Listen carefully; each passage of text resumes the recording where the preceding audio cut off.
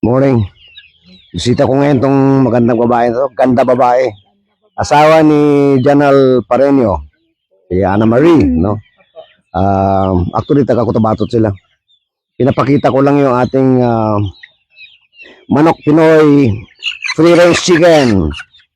Oh, yan yung mga manok na pinaparami natin. So, ang idea dito, we first produce a lot of breeders so that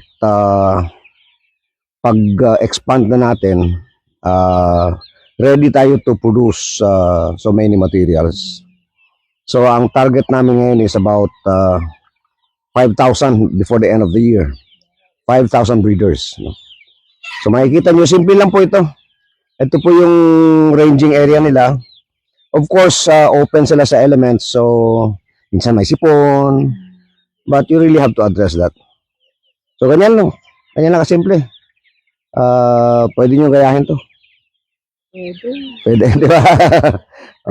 Sabi mo kay Janelle na mag-start kayo nito. Under the orchard, under coconut trees. Pangkatay-katay lang. Mamaya, patitikimin ko kayo ng lechon manok Pinoy.